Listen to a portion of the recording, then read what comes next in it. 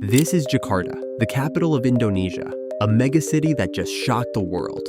In November 2025, the United Nations dropped a bombshell. Jakarta officially became the world's largest city, dethroning Tokyo after decades. With 41.9 million people, Jakarta has overtaken Tokyo to claim the #1 spot.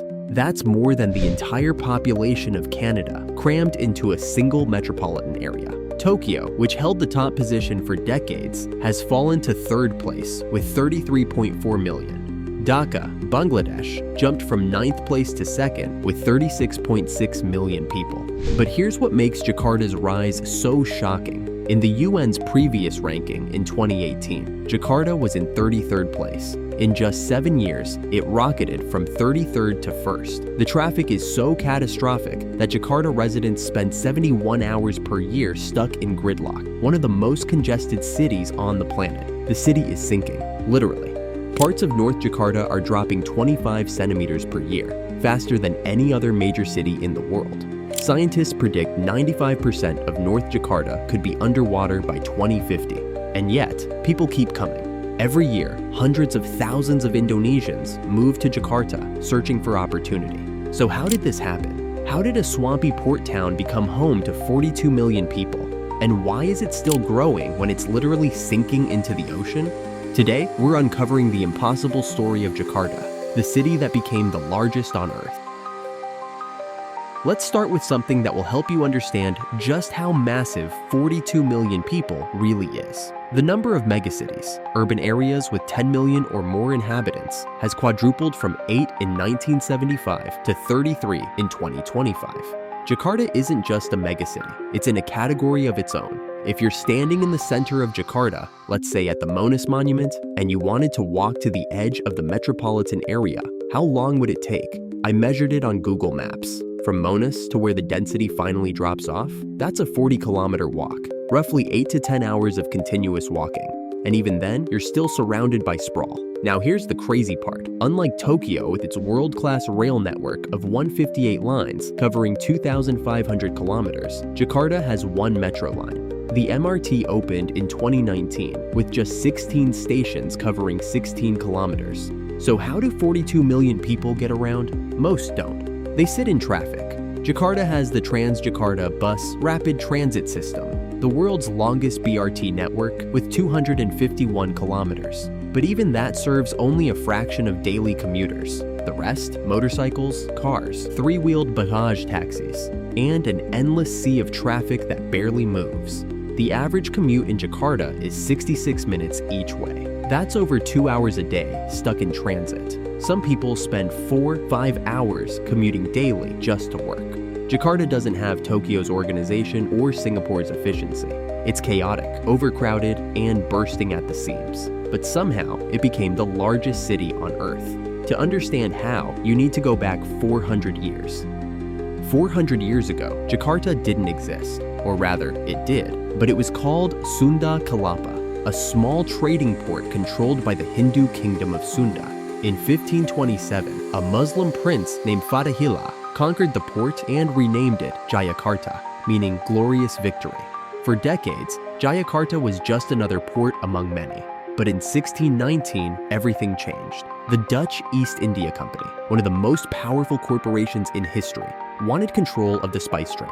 And Jayakarta sat in the perfect location, the northwestern coast of Java, with access to the Java Sea and critical shipping routes. The Dutch attacked, burned the city to the ground, and rebuilt it in their image. They renamed it Batavia. For the next 350 years, Batavia became the center of Dutch colonial power in Southeast Asia. The Dutch built canals modeled after Amsterdam, constructed massive warehouses for spices, and forced Indonesians into labor to extract wealth. Batavia grew rapidly, not because Indonesians wanted to live there, but because the Dutch forced the economy to revolve around it. Plantations sent goods to Batavia for export. Administrative power was concentrated there. By the early 1900s, Batavia had over 500,000 residents, a mix of Dutch colonizers, Chinese merchants, Javanese laborers, and people from across the archipelago. Then came World War II. The Japanese invaded in 1942, ending Dutch rule. The Japanese renamed the city Jakarta, a shortened version of Jakarta. When the war ended in 1945, Indonesia declared independence. The Dutch tried to reclaim their colony, but after 4 years of conflict, they gave up. In 1949, Indonesia became independent, and Jakarta became its capital. That's when the explosion began.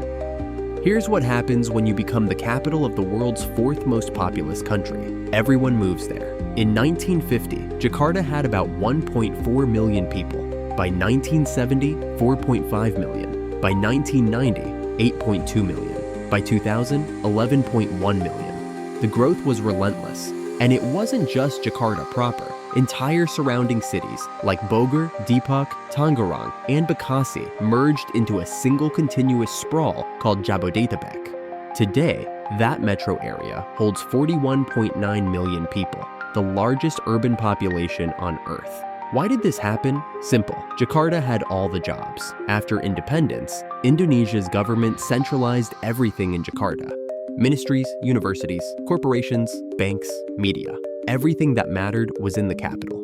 If you were a young Indonesian from a rural village and wanted a better life, there was only one place to go: Jakarta. In the 1970s and 80s, Indonesia experienced rapid industrialization. Factories opened across Greater Jakarta, producing textiles, electronics, and consumer goods. The economy boomed under President Suharto.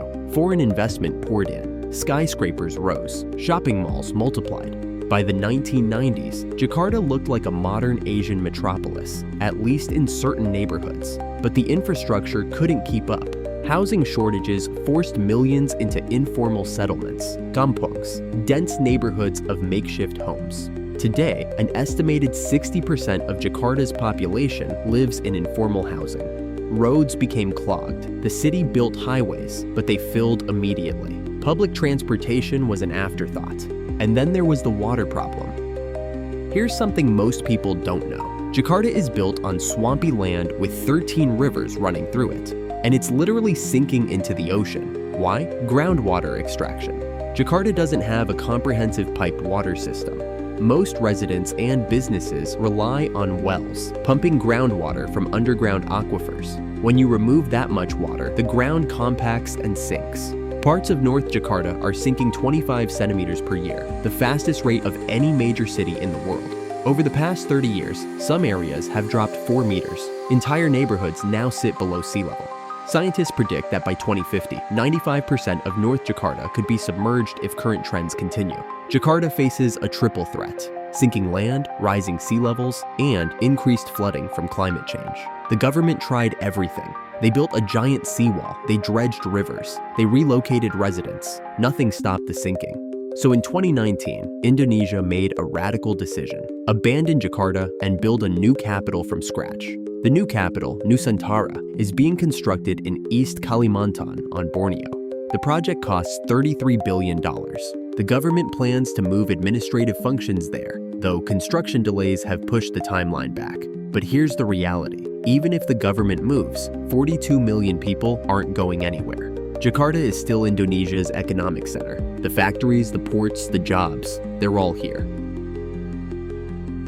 So where does this leave us? The UN projects that by 2050, Dhaka will overtake Jakarta as the world's largest city with 52.1 million people, while Tokyo will drop to 7th place. But Jakarta will still be massive, an estimated 44.3 million people by mid-century, still sinking, still growing. Cities now house 45% of the world's 8.2 billion people, more than double the 20% in 1950. And Jakarta represents the future: massive, chaotic megacities in developing nations. Jakarta generates 17% of Indonesia's entire GDP, over $200 billion annually. It's trying to modernize with new metro lines, toll roads, and the controversial Great Garuda Land Reclamation Project. But these are band-aids. Jakarta's growth was never planned. It was spontaneous, driven by millions seeking better lives. And now, Jakarta is the largest city on Earth. A megacity that shouldn't exist, built on swamps, sinking into the sea, with 42 million people who have nowhere else to go.